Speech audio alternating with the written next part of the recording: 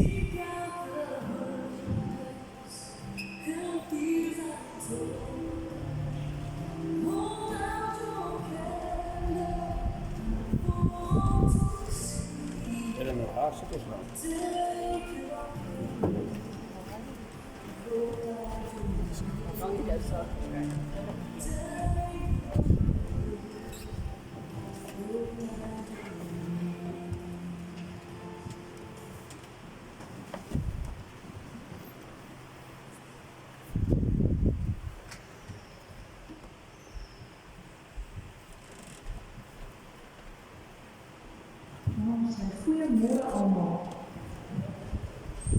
Baie welkom by vanoggend se erediens.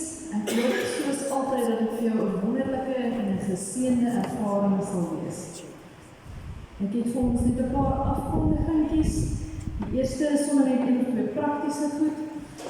Die katedese of die Sondagskool of hoe ook al jy dit wil noem, begin weer van volgende Sondag af. So nou nie vandag al inval daarvoor die kinders, ons begin weer volgende Sondag dan weer. En al die kinders is welkom. Ek dink ons het dan groepies vir almal en die ouers span wonderlik daarso in. So asseblief as jy 'n kind is of jy wil dalk nog weer 'n bietjie katedese doen, almal is welkom. Dan vriende, net so nog 'n praktiese ding, die week van gebed. Julle sal sien hy is aangedui op die kalender. En dit is nog gewoonlik hier in Januarie tyd. En hierdie Januarie vier ons dit weer soos gewoonte. Ons gaan dit hier in die kerkruimte doen en die dienste, soos wat dit aangedui is op die kalender, begin die maandag en eindig die donderdag en die dienste begin 6 uur die aand, hierso in hierdie kerkruimte. Dit hak natuurlik aan by ons Filippense reeks, so asseblief kom woon dit by en kom ons beleef sommer net iets van die besonderse aard ook van gebed. So dis ons week van gebed, die datums sal jy sien is op die kerkkalender aangedui. Terloops, as jy nou nog nie jou kerkkalender gekry het nie, ons het ons nou verlede week gesê, dit is die laaste wat jy dit nou by 'n kerkraadslid kon kry. As jy vir een of ander rede jou kerkraadslid gemis het, kom kry asseblief vir jou kerkkalender sommer by die kerkkantoor. As dan nog is die, dan druk ons nog, as jy 'n ekstra een wil hê, dan maak ons vir jou 20, maak net asseblief seker, jy het jou datums in jou hand. Dan, so oor van die prakties na die lief en leed toe, dis ook 'n stukkie prakties. Baie van julle sou gesien het, daar's 'n skakeltjie wat omgaan rakende klein Hannes pinaar. Nou, as jy wonder hoe die skakel werk, enigiemand wat nou al 'n bietjie aanlyn shopping gedoen het, iemand wat nou al getykellaat het of so, jy druk nou eenvoudig net op daai skakeltjie met jou vinger en hy gaan dan vir jou verder neem waar jy dan ook 'n bydrae kan maak vir klein Hannes. As jy sukkel daarmee, as jy nou nie regkom met jou skakel nie, Janey het aangebied om te help, so kom asseblief na haar toe, dat sy sommer net saam met jou deur dit gaan. Andersins, meeste van die jong mense weet dat hoe so 'n skakeltjie werk, so druk net 'n kerkplaatslid iewers vas en vra vir hulle hoe gemaak met die skakeltjie. En op daardie noot dink ons dan nou spesiaal aan klein Hannes, aan JG en Johannes en Tarina. Vriende, ons bly bid vir hulle in hierdie verskriklike tyd wat hulle deurgaan, maar ons bid ook dat dit vir hulle 'n wonderlike tyd van genesing en ook getuienis in God se teenwoordigheid sal wees. Dan ander lief en leed wat ons het, Brian Haggett gaan weer in hierdie week, einde van die week vir nog prosedures, ons dink ook aan hom en aan Tanya, en hulle kinders ook wat nou almal op 'n klomp verskillende ouderdomme en fases en dinge is, mag hulle ook in hierdie week sonder rustigheid beleef tussen al die praktiese goed ook.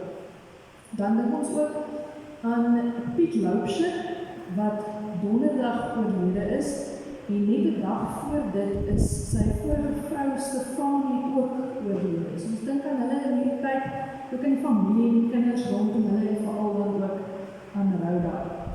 Dan is ons ook laat weet dat oom Marius Spannenberg is ook Sondag oorlede. Dit is nou van Hester de Toy se broer, so kom ons dink ook aan daardie familie in hierdie tyd.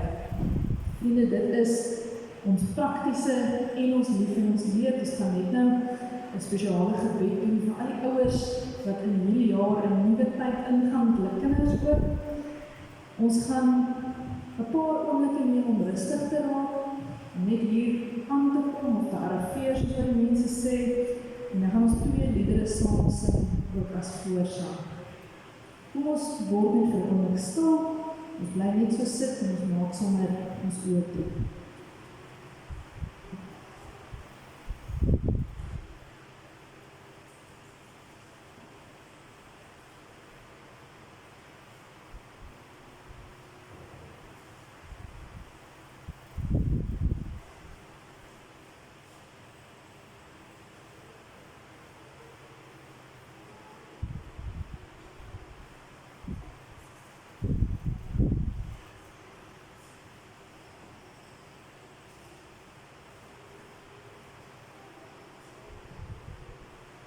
Amen. Kom ons staan op en dan sing ons die volgende 2 liedere saam as voorsang. Ons sing sangbundel 76, die Here is my herder. Ons gaan 2 keer weer sing. Daarna sangbundel 129, die oorwinningslied. Ons kan opstaan en dan sing ons saam. Ekskuus, wat doen ek alweer? Vriende, die volgende mense verjaar in hierdie week, ons is opgewonde saam met Kobus Wysers, Zamri Barlow, dan Leni Courageous, dan Higo, Stefanie Jordaan, Willem Courageous, Bruce Steenkamp, Vol van die Kerk, Arnold Williams Jr. en Albertus van Skalkwyk. Ons is baie opgewonde saam met julle, sodat dit 'n wonderlike en geseënde week sal wees. Nou kan ons saam sing, nie happy birthday nie, ons sing nou die voorsangliedere.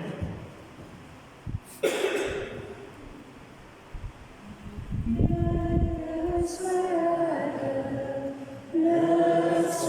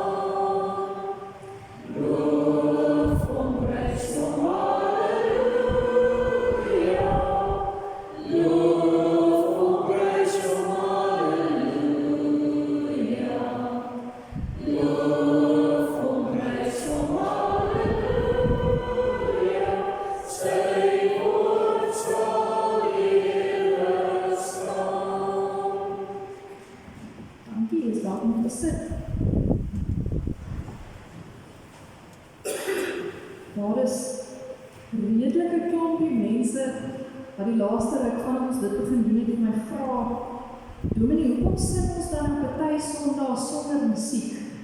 Hoekom doen ons nou dit? Klink soos 'n verskriklike vreemde ding om te doen, vriende. Dis omdat daar iets anders binne in 'n mens gebeur as jy nie kan wegkruip agter 'n orgel nie. Maar ook net omdat ons gemeente eintlik kan sing.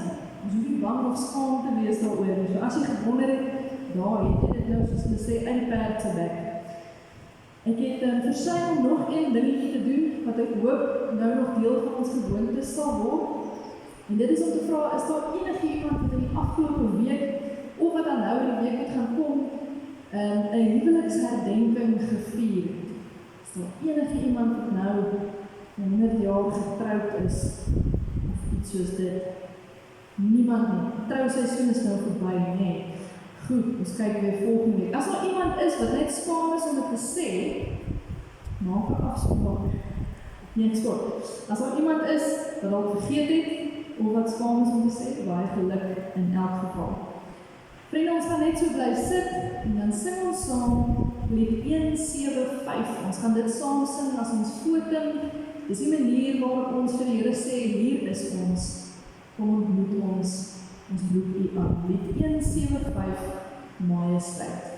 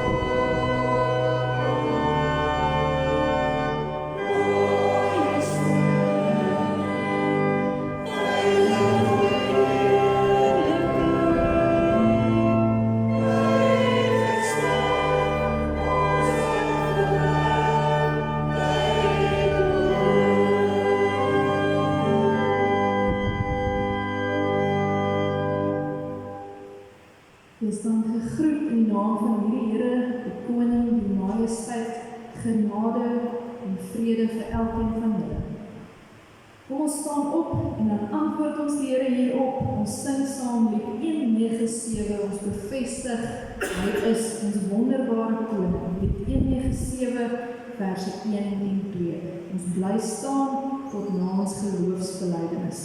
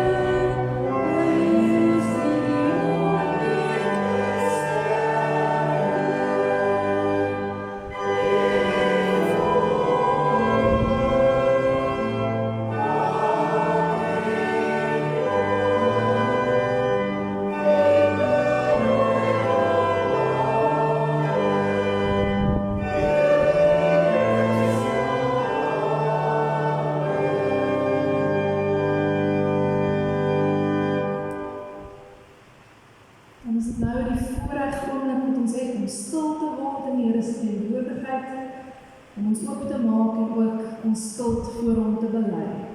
Ons maak ons oop toe.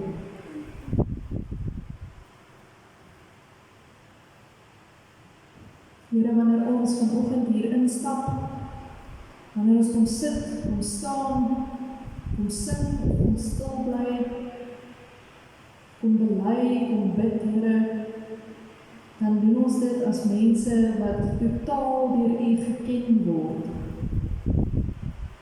Here, niks wat ons doen of sê of is ooit vir U weggesteek nie. Dankie, Here, vir die groot voorreg wat ons het, om heeltemal sonder grense voor U te kan verskyn. Daarom kom bely ons ook vanoggend met vrymoedigheid, Here, in plaas daarvan om weg te kruip, in plaas van skaamte of van huiwering, kom bely ons elke oomblik van stikkend in hierdie week voor U.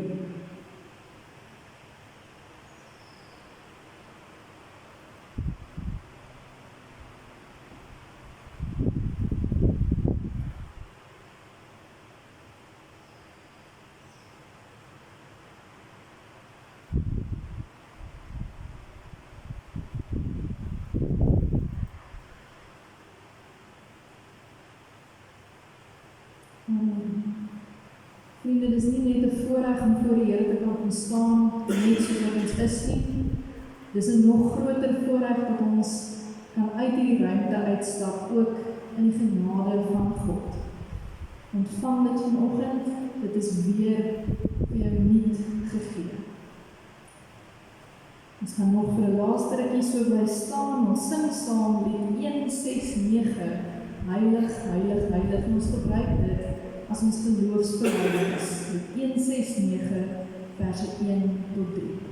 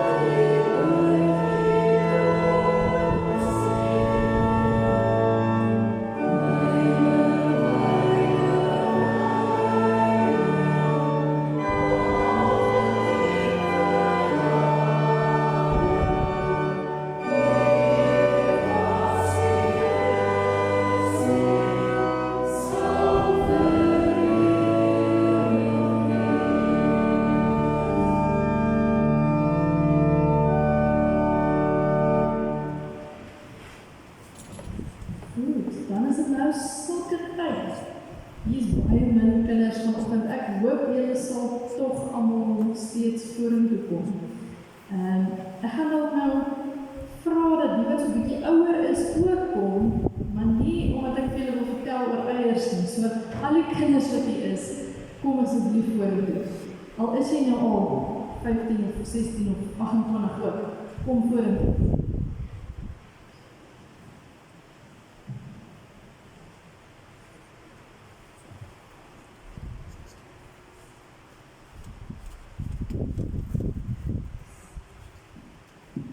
Ek het nooit sulke lang mense hier voor my. Al die kinders. Okay, kom maar op nog een of twee by. Sê vir my, julle is nou allemaal verskillende grade, nee, wie gaan nou na, julle gaan allemaal sekerlik nou na 'n nuwe graad toe. Jy gaan nou graad 8 neem, nie? Okay, dis nou, standaard 6. Ek sien, ek is toch deel van hulle generasie. Tommy gaan nou standaard 6 toe, graad 8. Jy gaan nou koshuis toe, is jy gereed daarvoor. Is jy goed gemerk, ingepak, alles. Okay, Chrissy, jy gaan nou graad 7 toe.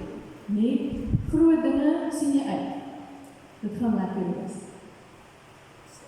Standaard 8, nou ek gaan graad 10.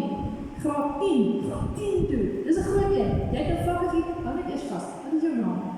Wessel. Julle dis Wessel. Julle almal ken hom waarskynlik, sy mense sit daar. Wessel, hallo, ek is Martie, is die eerste keer op ons mekaar hier sien. Welkom. Hier is Micha. Hy is amper so lang soos jy. Okay, Wessel, het jy vakke gekies en alles?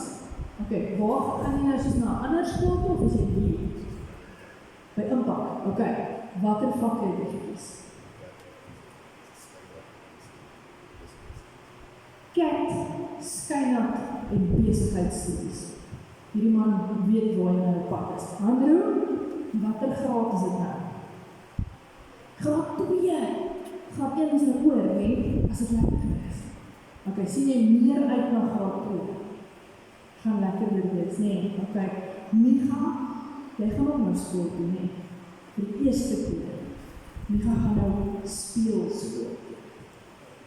Dit gaan niks anders in sy lewe wees nie. Speel is al wat hy doen. Goed, julle klop, as 'n gemeente, weet ons nog vir julle klop nuwe groepe voorlê, en ons wil sommer net vir julle sê baie sterkte, ons dink aan julle, en hier is natuurlik nou ouers, en daai soort dinge ook betrokke, wat ook nou 'n klomp nuwe groep moet doen. Ons wil sommer vir almal wat by die huis is, dat dalk nou nie hier vanoggend dit hoor nie, wil ons ook sê baie sterkte. As julle mense het wat nie vanoggend hier is nie, sê vir hulle baie sterkte. Jasper Michael sit nou met die rustigheid in sy hart. Vir hom is dit alles verby. Die dinge van 'n kind. Hy sê hy hoop so, nee man, jy weet nie hoe die gemeente vir jou gebruik nie. Ons gaan jou weer kry. Goed, sien julle daar is 'n punt waar dit alles voor is, nee. Nou wil ek toch vinnig met julle gesels oor 'n eiertjie. Ek het julle gelok, nee, ek het gesê ek gaan nie, maar ek gaan met julle praat oor 'n eier, hou net vas. Die geheim is dat die eierhouertjie altyd op dieselfde manier moet lê, want anders dan maak het die verkeerde een oop. Wie van julle, of julle, wat nou daar sit, kan onthou? Wat is al woord, dat my Rachel is gereed van? Sy sit met hom hier, sy van hom uit Bibel. Sê, wie kan onthou, wat is al woord wat ons laas week gesê het? Begin met 'n F, en is nie evangelie nie. Sê weer? Hy sê epifanie. Nee, okay. Julle het dit allemaal onthou, nee. Ek weet julle het dit allemaal onthou, maar ons moet nou 'n ding daarvan maak, die kinders het onthou. Nee, goed. Epifanie. Volgende vraag, wat beteken epifanie? Sien, dis die ding wat ons doen, nee. Ons onthou altyd die woord, ons weet nie wat dit beteken. Ja, sê.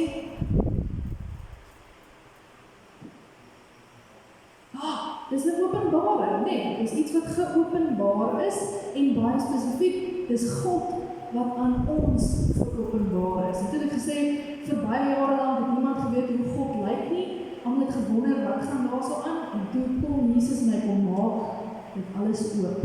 Maar nou is dit ons nou nie net, dis nou oop en hier is nou 10 eiers nie, 12 eiers nie, sien waar jy nou wiskundig gesit nie. Ek weet nie daai soort dinge gedoen. Goed, hier is nou 12 eiers, nou wonder ons nog steeds, wat is aan die binnenkant van hulle, nee. Dit is nou verlede week gesê, as jy hom oopmaak en ons pers staan binne, dan onthou jy, weeslik weet ons hoe God lyk, nee, want Jesus het dit vir hom gewys, en wat is die ander ene, kan jy onthou? 'n geel pyltjie, nee, daar was 'n geel pyltjie hang aan die binnekant van die eiertjie, wat vir ons sê, Jesus, kom wys vir ons, watter kant toe om te gaan, nou gaan ek vandag vir julle nog nie wys nie. Dit was die regte een, goed. Hy is groen, nee, en hy het 'n kruisie aan die binnekant. Nou, gewoonlik as 'n mens dink aan hospitale, of siek wees, of daar so in, dan staan wat 'n kleur kruisie. 'n Rooie, nee. Dis maar om mense te help om te sien, as jy in die moeilikheid is, gaan na daai rooi kruisie toe, hulle gaan jou help daarso. Nou, baie mense dink, dat hierdie lewe wat ons nou lewe, is nie die hele tyd lekker, en is goed, en is mooi, en is wonderlik, en as jy nog 'n kind van Jesus is, dan is dit nog meer so, nee. Dis net alles lekker, dis net fantasties. Is dit die waarheid, julle? Is nie die waarheid, nee. Partykeer gebeur al erg slegte goed. En partykeer ook met kinders van Jesus. Okay. En dan staan ons gewoonlik stil in dit en ons sê, Here, hoekom? Hoekom moet hierdie verskriklike aardige goed my gebeur en hoekom hou dit aan om te gebeur? En as die Here vir ons dit is ongelukkig omdat ons leef in hierdie wêreld, né? Maar die wonderlike ding is, hoe meer ons vir Jesus gaan oopmaak, nee, hoe meer ons gaan kyk wat is binnekant by Jesus, hoe meer gaan ons sien, daar is ook so groenerige kruisie, dat al gaan dit met my baie sleg, al gebeur al verskriklike goed in my lewe, as ek vir Jesus gaan oopmaak, gaan hy my op 'n manier help om daai slegte goed 'n bietjie beter te maak. Okay, en dit vir julle sin. Ons het klomp plekke in die Bybel waar Jesus dit vir ons leer, en julle kan dit nou alles gaan lees, nee? Maar net voor ek julle dit gaan doen, wil ek graag spesiaal hê as gemeente met vanoggend vir julle bid, en vir al die kinders wat nou na 'n nuwe graad toe gaan, en sommer vir die ouers ook. Tommy, jy het nie self heel goed gemerk vir die koshuismente nie. Het jy? Wat is vir daai kind, nee? Oulike kinders. Hy het dit self gemerk, maar ons weet iewers is daar 'n ma wat vandag verwoed sit met haar pennetjie en alles merk en plak en regkry. Ek wil graag hê julle klompie moet omdraai en gaan vir die gemeente vra om op te staan, my hand uit te steek na hulle toe en dan gaan ons vir hulle bid vir die nuwe jaar wat voor is. So julle kan omdraai en julle oë toemaak. Okay, niemand gaan vir julle kyk nie, niemand gaan iets aan julle doen. Draai om en maak julle oë gestoek. Gemeente, kom ons staan op en dan bid ons vir die kinders. As jy die vrymoedigheid het, dan kan jy so hand uitsteek. Here Jesus, dit is 'n groot voorreg om ons lewens voor U te kan leef. Here, om elke oomblik, elke mylpaal ook in U teenwoordigheid te kan wees en om alles met U te kan deel. Here, daarom wil ons vanoggend spesiaal kom bid vir al hierdie kinders en vir die wat nie vanoggend hier is, die Here wat nou na 'n nuwe graad toe gaan, wat nuwe dinge gaan moet leer, Here wat vir die eerste keer gaan goeders ontdek en uitvind wat hulle nooit geweet het nie. Ons bid dat U by hulle sal wees in dit, dat U hulle sal dra, sal leer en sal lei. Here, soos wat Paulus ook bid vir die Filippense, bid ons dat hulle liefde sal toeneem in 'n diepe begrip, 'n insig, en 'n onderskeiding om te kan weet hoe om aan te hou om U kinders te wees. Mag U so wees met al die ouers wat nou op 'n nuwe lewensfase is, Here wat kinders in die koshuis te vat, wat nuwe en anderste dinge moet doen. Here, mag U binne in dit alles wees. Mag U dit vul met U goedheid. Amen. Goed, ek wil weer omdraai. En draai sommer so na die sweeties toe, en julle kry, en sê welkom te gaan sit. Ek weet nie die sweeties eet nie, maar mense is nog nooit te oud vir daai soort nie. Tom, Japans is nou. Kry vir julle sweetie, en sê julle welkom om dit te gaan sit.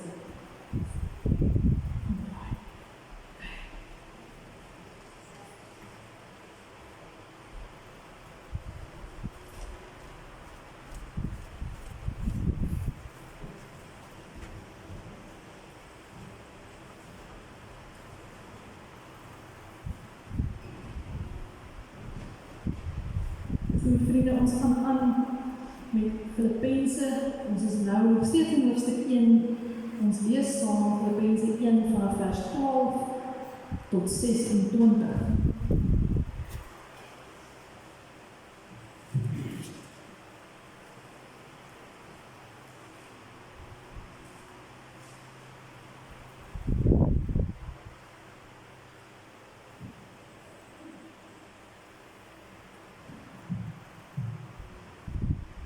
Goed, Filippense 1 vanaf vers 12. Broers of susters, ek wil hê julle moet weet dat wat met my gebeur het, in werklikheid tot bevordering van die evangelie gelei het. As Paulus nou hieroor skryf, dan praat hy van toe hy gevange gehou is, juist omdat hy die evangelie verkondig het. Sodoende het dit by die hele Pretorium en al die ander bekend geword, dat ek ter wille van Christus in gevangenskap verkeer. Ook waag die meeste van die broers in die Here, omdat hulle as gevolg van my gevangenskap vertroue verkry het, dit baie meer om die woord vreesloos te verkondig. Sommige verkondig Christus wel uit jaloesie en boosvurigheid, ander uit goedgesindheid. Hulle doen dit uit liefde, omdat hulle weet dat ek bestemd is om die evangelie te verdedig. Maar die ander verkondig Christus uit selfsugtige ambisie, nie met opregte motiewe nie, maar met die bedoeling om vir my in gevangenskap verdrukking te veroorsaak. Wat maak dit egter saak? In elk geval, of dit met bybedoelings of in waarheid is, word Christus verkondig. En daaroor is ek vol blydskap. Ja, ek sal voortdurend bly wees, want ek weet dat dit alles tot my verlossing sal lei, omdat julle vir my bid en die Gees van Jesus Christus my ondersteun. Dit is immers my innige verwagting en hoop dat ek nie in enige opsig beslaan sal word nie, maar dat Christus met alle vrymoedigheid ook nou soos altyd deur my liggaam verheerlik sal word, of dit nou deur my lewe of deur my dood is. Want vir my is om te leef Christus en om te sterf wins. Maar as my liggaam bly leef, beteken dit ook dat ek nog verder vrugbaar sal kan werk. Ek weet werklik nie wat om te kies nie. Ek is in 'n tweestryd gewikkeld. Aan die een kant verlang ek om heen te gaan en saam met Christus te wees. Dit is immers verreweg die beste. Aan die ander kant is dit ter wille van julle noodsaakliker dat ek liggaamlik hier bly. Juist omdat ek hiervan oortuig is, weet ek dat ek hier sal bly. Ja, dat ek wel by julle almal sal bly, sodat julle vordering kan maak en geloofsvreugde kan ervaar. So sal julle trots op my wanneer ek weer by julle is en Christus Jesus nog meer kan toeneem. Ons lees net tot sover.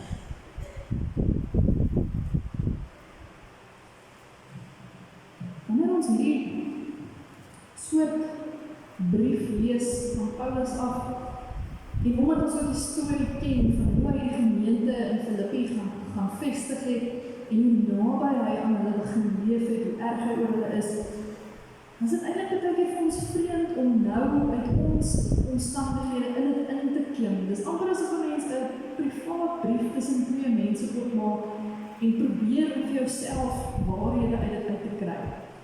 Dis die wonderlike ding van die evangelie, dis die wonderlike ding van die woord van God.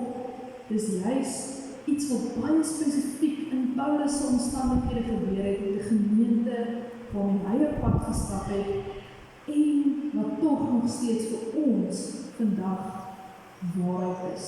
So ons leef eintlik tot 'n mate hier in ons eie skoene, maar ons sit onsself ook 'n bietjie in Paulus se skoene, of dan nou eerder in die skoene van die Filippense, en ons ontvang hierdie woorde asof dit ook vir ons geskryf is. En die wonderlike ding wat waar word uit dit, of wat weer vir ons bevestig word, is eerstens om te sê, om die goeie nuus te verkondig, is vir almal, daar's niemand daarby uitgesluit nie, en in alle omstandighede. Dikwels dink ons, dis die werk van die dominee, of die werk van sendelinge, of die werk van een of ander geestelike leier soort ding. Dis hulle werk om die evangelie, die goeie nuus te verkondig. In die gereformeerde tradisie, dis nou ons wat hier sit, het ons dit selfs tot 'n mate effens verder begin vat. Ons het gesê, maar ons betaal mense om hierdie soort dinge te doen. Nee, ons betaal iemand om elke Sondag vir ons die goeie nuus te bring, of om die evangelie te verkondig. Hierdie woorde wat Paulus skryf, en eintlik die hele Bybel bevestig vir ons, dis nie net die werk van een mens nie. Dis nie net die werk van die professionele gelowiges of geestelike leiers nie. Dit is vir almal en in alle omstandighede om die evangelie, die goeie nuus oor Jesus te verkondig. Verkondig is 'n intentionele ding. Dit beteken ek gaan na iemand toe sonder dat daar regtig geleentheid geskep word, sonder dat hulle my vra om dit te doen. Ek gaan na iemand toe en ek doen daai ou klassieke ding wat hulle sê, kom ek vertel jou gou oor hierdie ding wat Jesus Christus vir my gedoen het. En dis iets waarmee ons baie sleg geword het. Ons wag tot die omstandighede perfek is, om dan een sinnetjie te kan getuig oor Jesus en dan weer terug te klim in ons bodies. En dan bid ons baie hard in ons binnenkamers, dan sê ons, Jesus, ek weet, U gaan hard werk, U gaan daai persoon bereik. Dan dink ek, staan die Here baie keer terug en hy sê, maar ek het jou dan gestuur. Hoekom het jy die goeie nuus verkondig nie? Ons wag totdat alle omstandighede by mekaar is en reg is en goed is. Vriende, dan doen ons dit dikwels met voorgawe, met bybedoelings, soos wat Paulus ook hier gaan skryf. Nou natuurlijk, in sy omstandighede was dit baie anders, en daar was mense gewees wat regtig daarop uit was om hom in die moeilikheid te bring. Hulle wou seker maak dat sy tyd in gevangenskap baie erger is as wat dit hoef te wees. Ons omstandighede lyk anders. Nietemin, hy skryf oor die mense en hy sê, daar's mense wat die evangelie verkondig met bybedoelings. Ons moet versigtig wees om nie van hierdie soort mense te word. Ons moet versigtig wees om nie mense te word wat sê, weet jy wat, die Here sal in elk geval iewers verkondig word, maar kom ek doen toch nou gou my deel te ook. En dan dikwels gebeur is, ons word mense wat allerhande dingetjies voorhou, allerhande goedjies probeer doen en lysies aftiek, sodat ons toch net raak gesien kan word.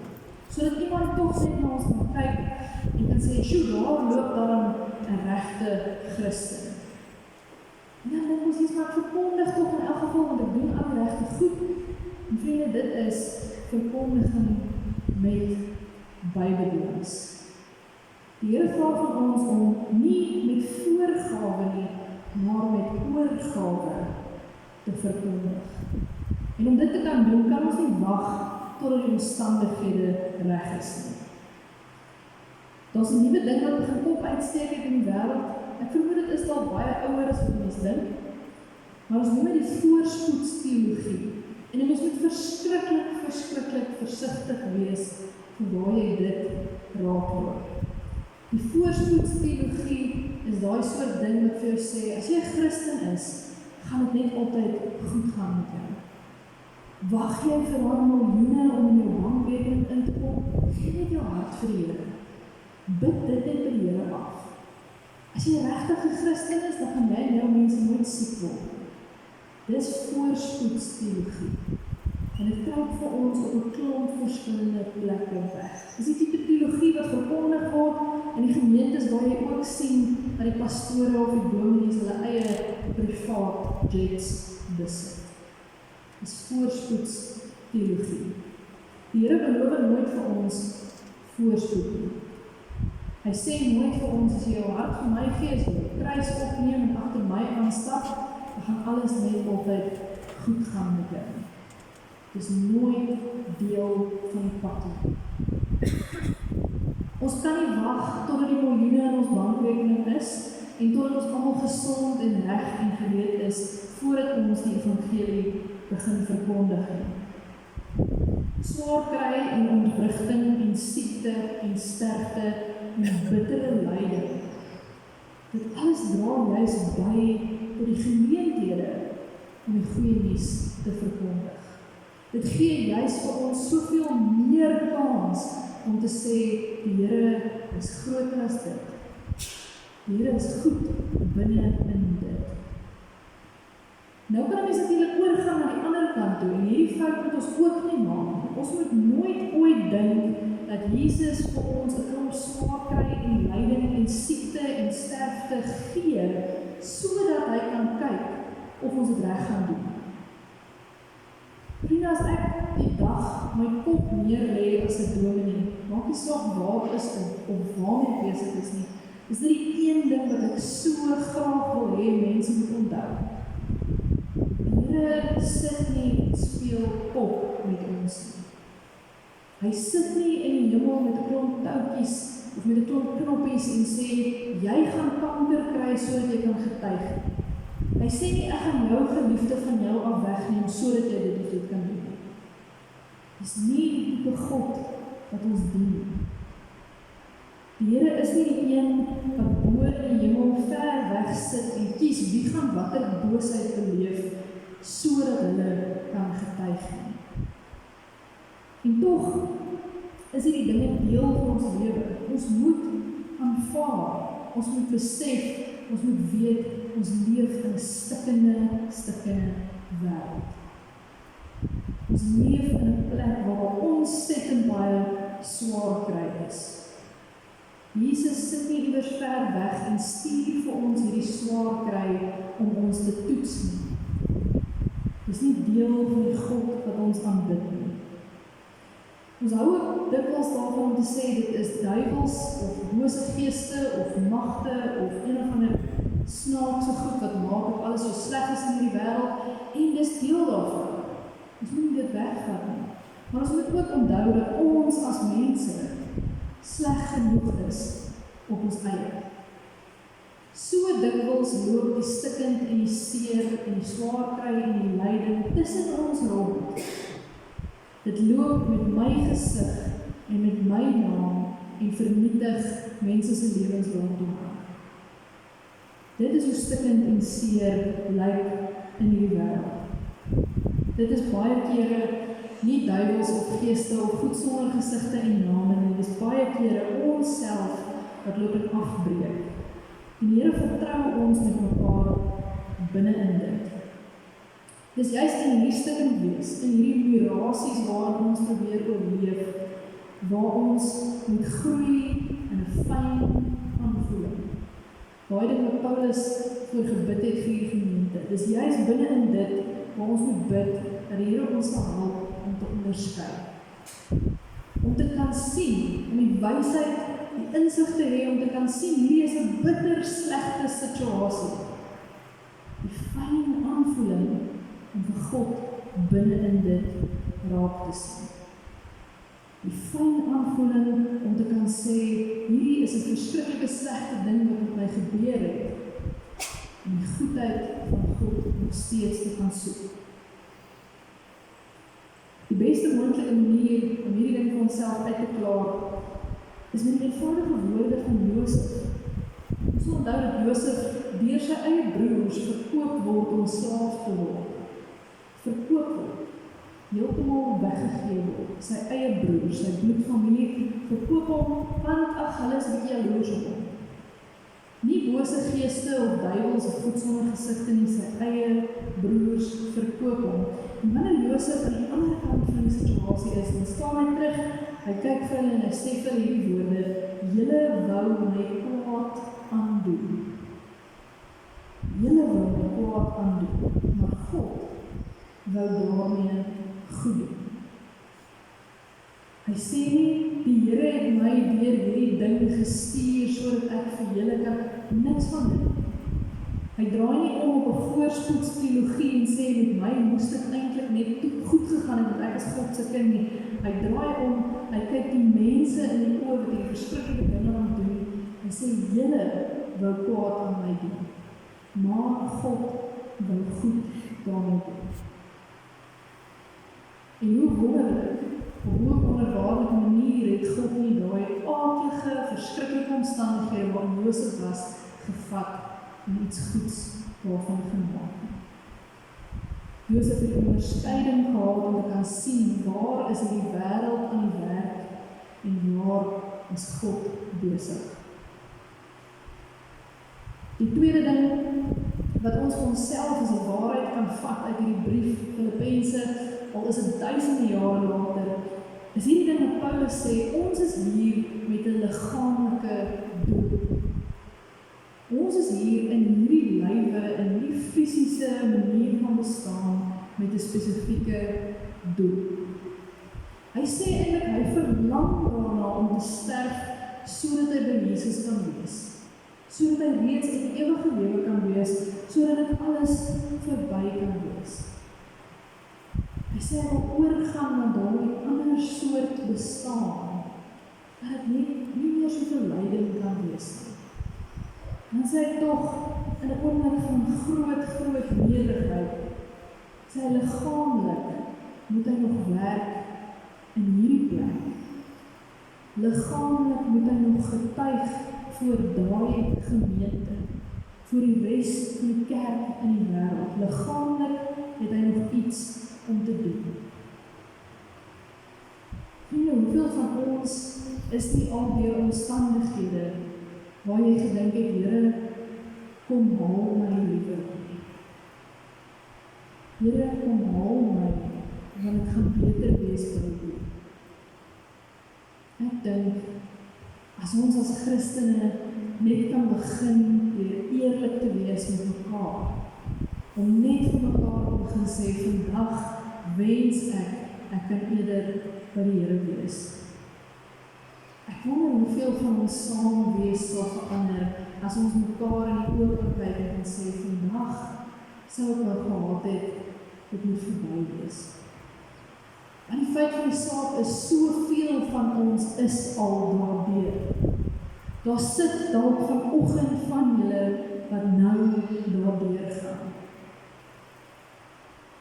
Paulus het die fyn aanvoeling, die onderskeiding en die gehoorsaamheid om te kan sê, nee, nog nie nou. Vir nou is ek nog hier.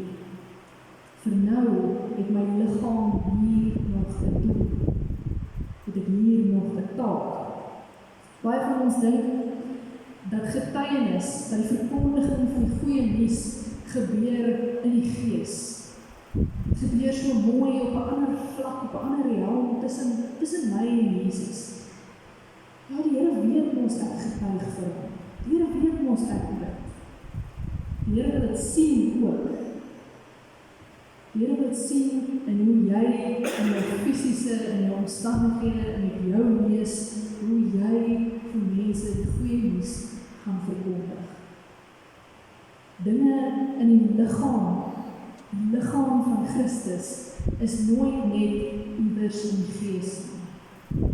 Dit is 'n fisiese, spesifieke ding wat ons nou hier moet doen. Ons het 'n lewe en 'n liggaam sodat ons kan getuig. Iets wat ons moet besef as gelowiges, en is 'n baie scary ding. Iets wat ons moet besef is, elke keer wat ons deelneem aan die liggaam van Christus, maak nie saak hoe nie. Maar soveel maniere.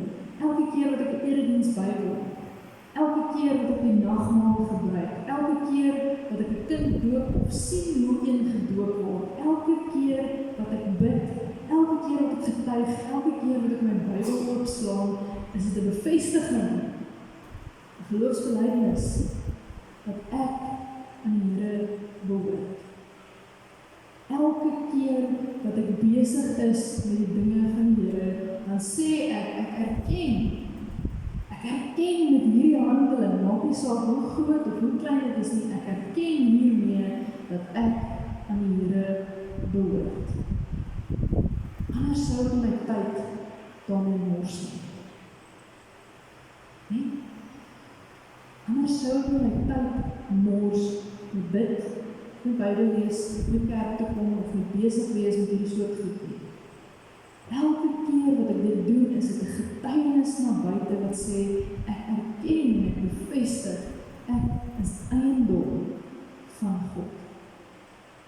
En as ek eiendom van God is, nie in my gees of in my hartjie of tussen my en Jesus nie, as ek eiendom van God is, dan is my liggaam, hierdie fisiese ding waarmee ek vanoggend hier sit of staan, dan is dit eiendom van God.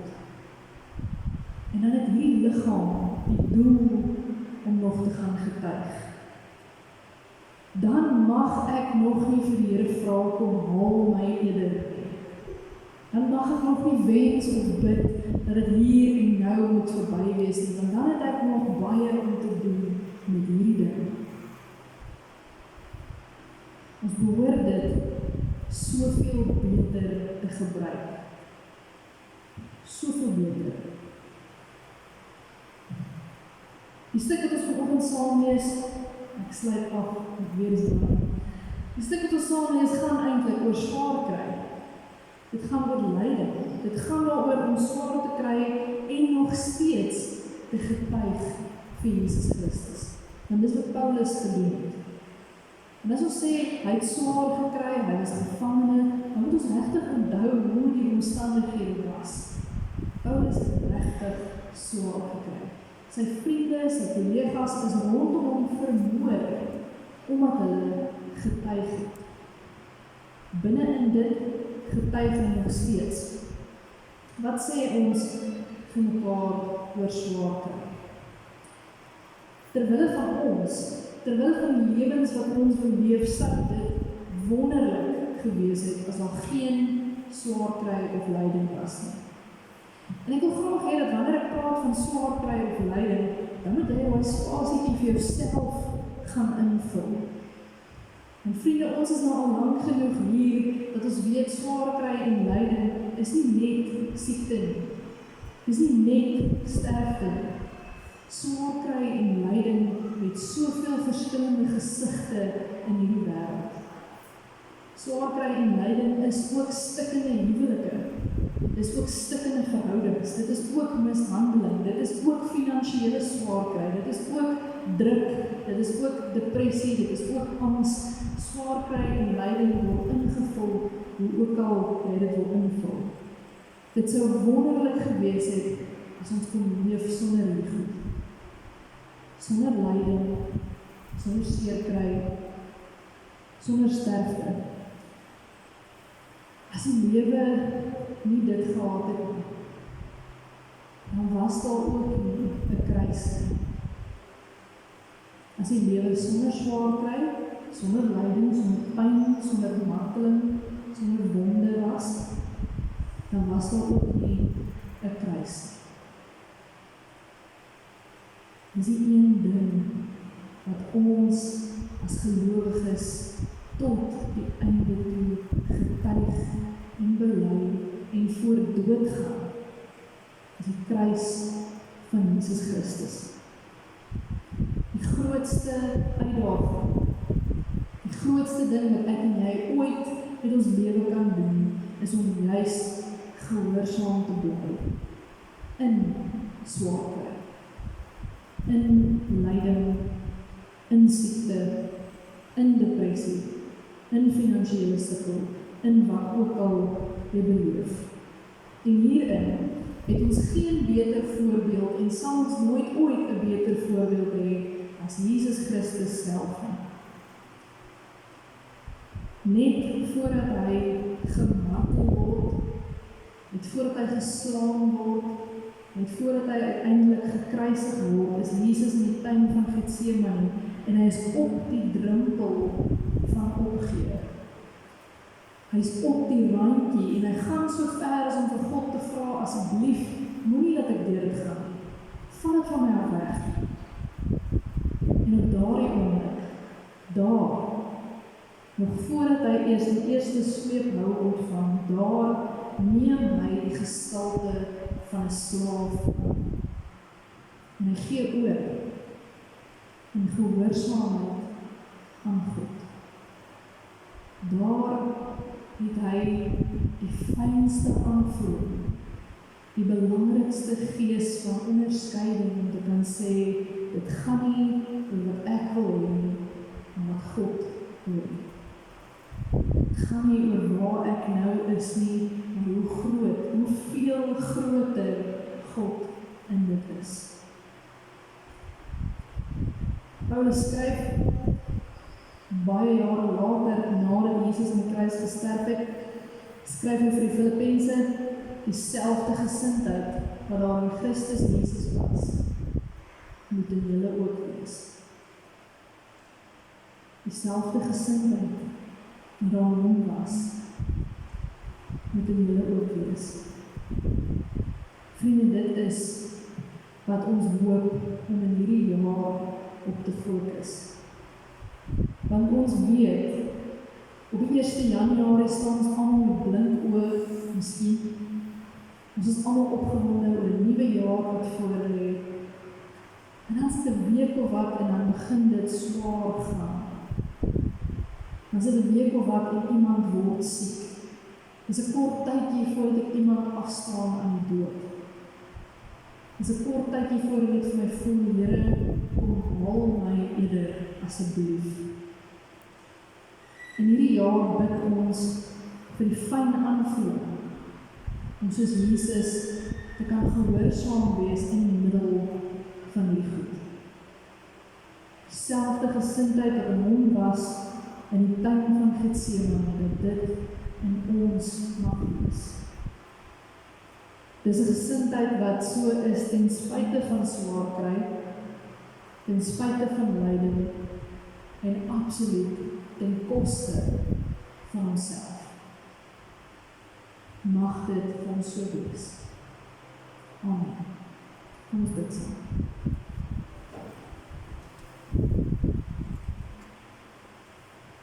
Here, ons swaar kry, ons lyding, ons stikkend en ons seer, die goed wat ander mense aan ons doen.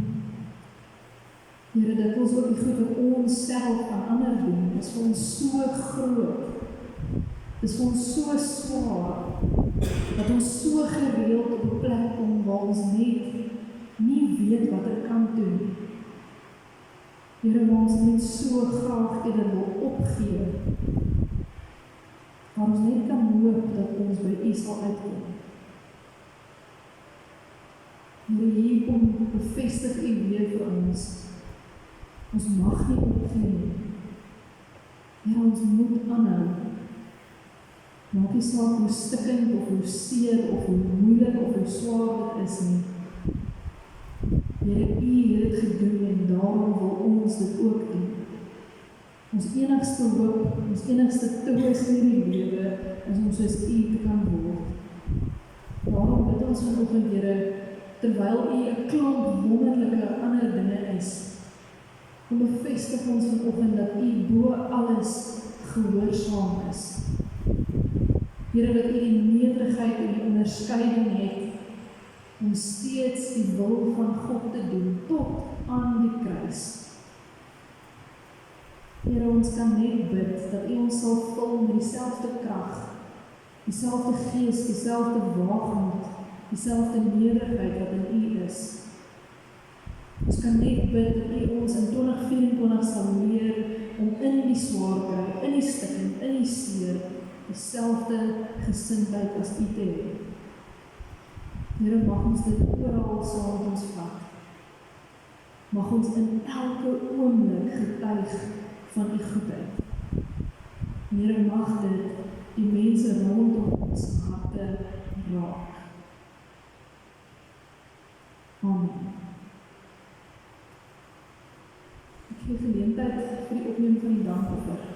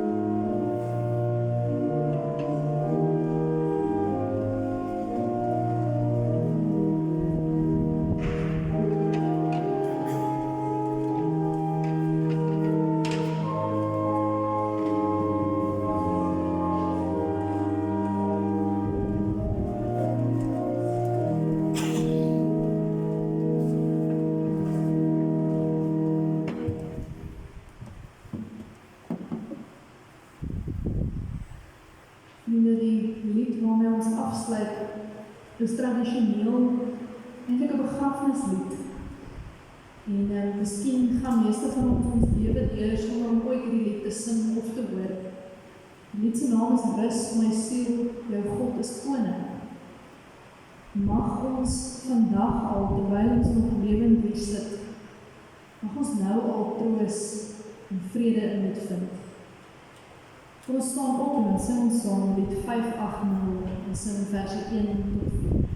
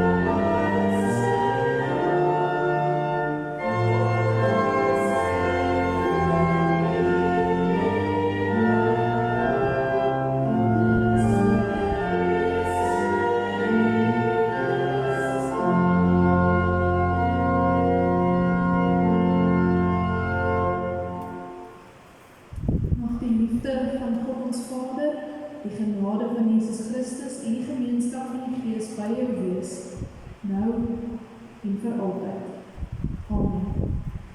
Amen.